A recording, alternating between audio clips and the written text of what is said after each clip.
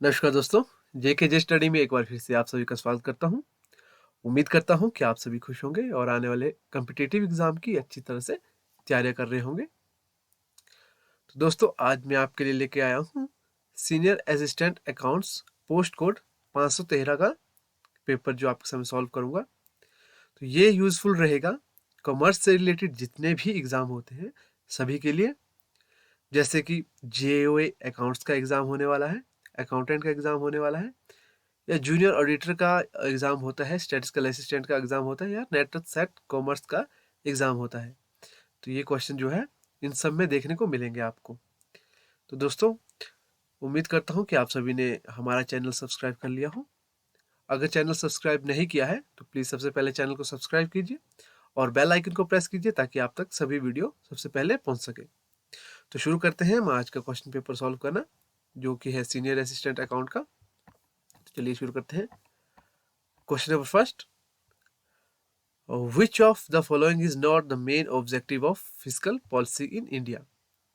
तो यहाँ मुझसे पूछा है कि इनमें से जो है फिजिकल पॉलिसी का मेन ऑब्जेक्ट कौन सा नहीं है। तो हम देख सकते हैं यहाँ पर टू प्रमोट एम्प्लॉयमेंट अपॉर्चुनिटी, तो रोजगार के अवसरों को बढ़ाना जो है एक फिजिकल पॉलिसी का ऑब्जेक्टिव है। दूसरा ऑप्शन देखते हैं, to minimize the inequality in income and wealth, आय और संपत्ति में असमानता को कम करना भी एक जो है फिजिकल पॉलिसी का ऑब्जेक्टिव है। टू प्रमोट प्राइस स्टेबिलिटी, तो आय में स्थिरता को बढ़ावा देना, ये भी एक फिजिकल पॉलिसी का जो है ऑब्जेक्टिव है। तो जो लास्ट ऑप्शन रहता है इसका, to increase liquidity in economy, तो जो ये है ये ऑब्जेक्टिव है हमारी मॉनेटरी पॉलिसी का। मॉनेटरी पॉलिसी में क्या होता है, आरबीआई द्वारा जो है मॉनेटरी पॉलिसी जो है बनाई जाती है। इसमें हमारा जो मेन पर्पस रहता है वो रहता है लिक्विडिटी जो है इकोनॉमी में बनाए रखना। नेक्स्ट क्वेश्चन में चलते हैं। Firm producing and selling a large variety of goods will generally follow, तो इसका जो राइट आंसर रहेगा वो रहेगा हमारा डी, प्रोडक्ट लाइन प्राइसिंग। पूछा क्या गया है यहाँ पर, जो कंपनियां होती है वो विविधता वाली चीज उत्पादित करती है और बेचती है, वो सामान्य रूप से क्या प्लान करती है, वो प्लान करती है कि उत्पाद जो है लाइन कीमत में शो किया जाए। इसके नेक्स्ट क्वेश्चन रहता है हमारा, विच one of the following is not a method of studying association of attribute, तो इनमें से जो है हमारा एसोसिएशन ऑफ एट्रीब्यूट को कैलकुलेट करने का कौन सा मेथड नहीं है। तो इसका जो राइट आंसर रहता है वो रहता है हमारा ए, concrete deviation method. Next question पे चलते हैं। A set of data can be distinguished from other set of data by mean of, जब हम किस तरीके से एक सेट ऑफ डाटा को अन्य सेट डाटा से अलग करते हैं। तो इसका जो राइट आंसर रहेगा वो रहेगा हमारा सी, सेंट्रल वैल्यू, डिस्पर्शन, स्क्यूनेस और कर्टोसिस। इससे हम जो है एक सेट ऑफ डाटा को दूसरे सेट ऑफ डाटा से अलग करते हैं। नेक्स्ट क्वेश्चन पे चलते हैं।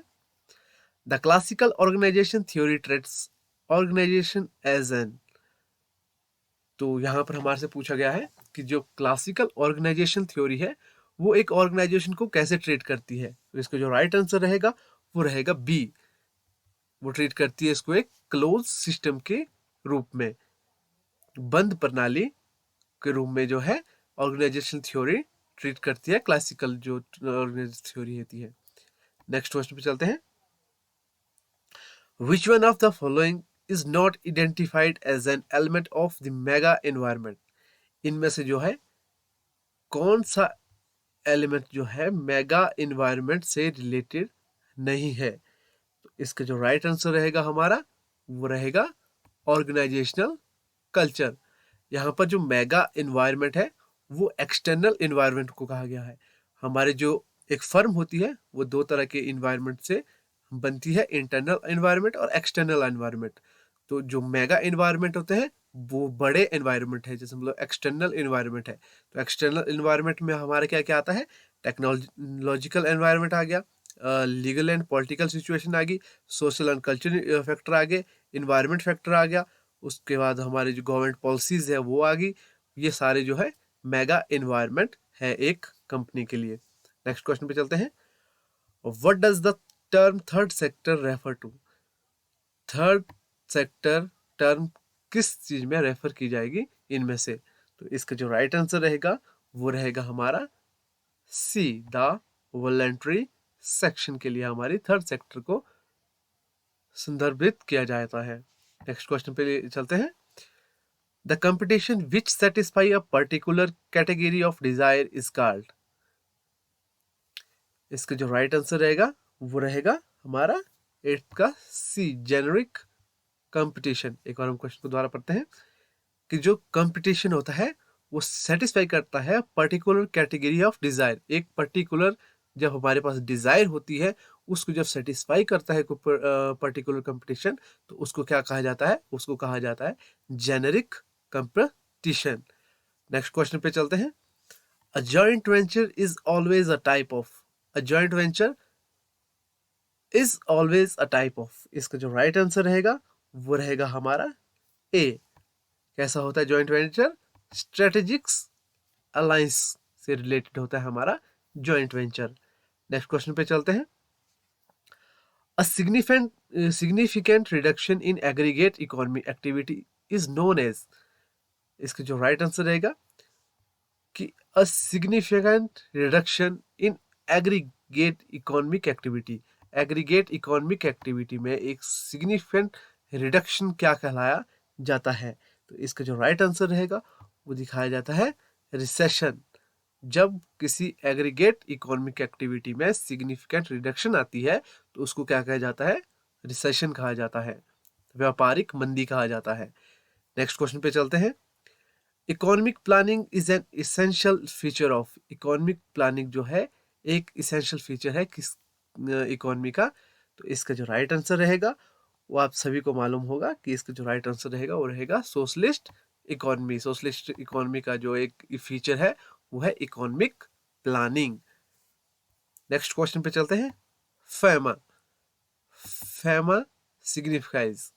तो इसका जो राइट आंसर है आप सभी लोग जो है कमेंट बॉक्स में लिखिए कि फेमा की फुल फॉर्म क्या है, और इसका जो राइट आंसर जो है आप कमेंट बॉक्स पे लिखिएगा।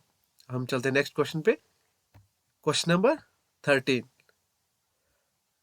Form of mixed economy consist of. जो मिक्स्ड इकोनॉमी होती है हमारी उसमें कौन कौन से सेक्टर होते हैं? तो इसका जो राइट आंसर रहेगा वो रहेगा हमारा 13 का डी। इसमें हमारा पब्लिक सेक्टर भी होता है, हमारा प्राइवेट सेक्टर भी होता है और कोऑपरेटिव सेक्टर भी होता है। तो इसका जो राइट आंसर बनता है वो बनेगा ये सभी। नेक्स्ट क्वेश्चन पे चलते हैं। Which one of the following is not a part of machinery that settle industrial dispute? इनमें से कौन सा मशीनरी का पार्ट नहीं है जो इंडस्ट्रियल डिस्प्यूट को सेटल करता है? तो इसका जो राइट आंसर रहेगा वो रहेगा हमारा वेज कोट। नेक्स्ट क्वेश्चन पे चलते हैं। कैनवेट इज एसोसिएटेड विथ। जैसे कि आप इसमें जो है नाम से ही क्लियर होता है, सेंट्रल वैल्यू एडेड टैक्स इनमें से किससे रिलेटेड है? तो इसका जो राइट आंसर रहेगा वो रहेगा हमारा इनडायरेक्ट टैक्स। ये जो है इनडायरेक्ट टैक्स है। नेक्स्ट क्वेश्चन पे चलते हैं। National stock exchange of India certified by. National stock exchange of India किसके द्वारा सर्टिफाइड की जाती है? तो इसका जो राइट आंसर रहेगा हमारा वो रहेगा security and exchange board of India. SEBI के द्वारा जो है एनएससी जो है हमारा सर्टिफाइड है। नेक्स्ट क्वेश्चन पे चलते हैं। The pre liberalization era of India. Pre liberalization era of India economy was under the grip of. बोलते हैं कि भारत की अर्थव्यवस्था का उदारीकरण पूर्व युग किसकी पकड़ में था? तो इसका जो राइट आंसर रहेगा वो रहेगा हमारा D, unfavourable and alarming balance of payment. प्रतिकूल और सचेतक भुगतान संतुलन पे जो है हमारा pre liberalization era of India जो है ग्रिप करता था। नेक्स्ट क्वेश्चन पे चलते हैं। The term financial asset include all the following except. तो यहाँ हमारे से पूछा है कि इनमें से फाइनेंशियल एसेट कौन सा जो है नहीं है। The term financial asset include all of the following except, इनमें से कौन सी नहीं है। तो इसका जो राइट आंसर रहेगा वो रहेगा हमारा टेक्निकल नॉलेज। देखिए बैंक लोन जो है फाइनेंशियल एसेट है, लीज ऑब्लिगेशन ये भी फाइनेंशियल से रिलेटेड है, शेयर बॉन्ड एंड डिवेंचर ये भी फाइनेंशियल एसेट है। तो टेक्निकल नॉलेज जो है हमारा फाइनेंशियल एसेट नहीं है। तो इसका जो राइट आंसर रहेगा वो रहेगा ए, तकनीकी जानकारी। नेक्स्ट क्वेश्चन पे चलते हैं। Asset which does not require provision for depreciation. यहां पर हमारे से पूछा गया है कि एसेट वो कौन सा एसेट है which does not require provision for depreciation, जिसमें प्रोविजन फॉर डेप्रिसिएशन नहीं रिक्वायर होता है। तो ये आप सभी को पता होगा कि हमारा प्रोविजन फॉर डेप्रिसिएशन किस में नहीं लगता है, तो वो नहीं लगता है हमारी लैंड। लैंड एक ऐसा एसेट है जिसके ऊपर प्रोविजन फॉर डेप्रिसिएशन नहीं लगता है। नेक्स्ट क्वेश्चन पे चलते हैं। Question number 20, accommodation bill are generally for. Accommodation जो बिल होते हैं वो किससे रिलेटेड होते हैं। तो इसका जो राइट आंसर रहेगा वो रहेगा हमारा फॉर म्यूचुअल फाइनेंशियल एकोमोडेशन। जो म्यूचुअल फाइनेंशियल एकोमोडेशन है उससे रिलेटेड हमारे एकोमोडेशन बिल होते हैं। नेक्स्ट क्वेश्चन पे चलते हैं। Vertical analysis of financial statement is also known as. Vertical analysis of financial statement, इसको क्या कहा जाता है, और तो इसको कहा जाता है dynamic analysis and static analysis. तो इसका राइट आंसर जो रहेगा वो रहेगा both A and C. Next question, noting charge are paid to the notary public by. जो नोटिंग चार्जेस होते हैं वो नोटरी पब्लिक को किसके द्वारा दिए जाते हैं, किसके द्वारा जो है भुगतान किया जाता है। तो इसका जो राइट आंसर रहेगा वो रहेगा डी, इन सभी के द्वारा, ड्रॉयर के द्वारा, इंडोर्सर के द्वारा और बैंक के द्वारा जो है ये चार्जेस जो है भुगतान किए जाते हैं। नेक्स्ट क्वेश्चन पे चलते हैं। FIFO method is advisable during a period of. FIFO जो मेथड होता है वो एडवाइजेबल होता है किस पीरियड में, जब हमारा जो है प्राइस फॉल कर रहा होता है। जब हमारा प्राइस फॉल कर रहा होता है तो हमारा फीफो मेथड जो है यूज किया जाता है। अब आपको पता होना चाहिए कि फीफो क्या होता है। फीफो होता है फर्स्ट इन फर्स्ट आउट। जब प्राइस फॉल हो रहा है, जो पहले मटेरियल आ रहा है उसको हम पहले निकालते हैं। नेक्स्ट क्वेश्चन पे चलते हैं। Question number 24, provision for discount on creditor will always shown a debit balance. Provision for discount on credit will always show debit balance. तो ये हमारे से पूछा गया है कि ये ट्रू है या फॉल्स है। तो इसका जो राइट आंसर रहेगा वो रहेगा हमारा ट्रू, क्योंकि जो प्रोविजन फॉर डिस्काउंट होता है ऑन क्रेडिटर ये जो हमेशा हमारा डेबिट बैलेंस शो करता है। आज हम पहले 25 क्वेश्चन ही डिस्कस करेंगे। इसमें हमारे जो सीनियर असिस्टेंट अकाउंट्स का जो ये हमारा पेपर है उसमें 120 क्वेश्चन जो है कॉमर्स से रिलेटेड थे, जिसमें से हम पहले 25 जो है इस वीडियो में करेंगे और बाकी के जो है आने वाली वीडियो में हम करेंगे। तो ये हमारी वीडियो का आज जो है लास्ट क्वेश्चन है। Under sum of year digit method depreciation year by a year. इसमें पूछा गया है वर्ष अंक योग पद्धति के तहत मूल्यह्रास वर्ष प्रति वर्ष क्या कहलाता है, कैसा होता है। तो इसका जो राइट आंसर रहेगा वो रहेगा हमारा बी, डिक्रीज होता रहेगा हमारा।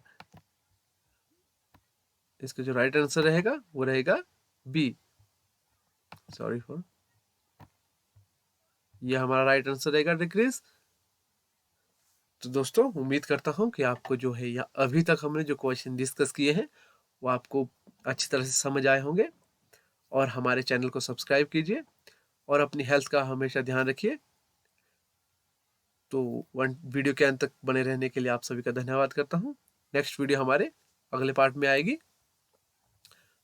वीडियो में बने रहने के लिए धन्यवाद। Stay safe, stay healthy. Thank you for watching.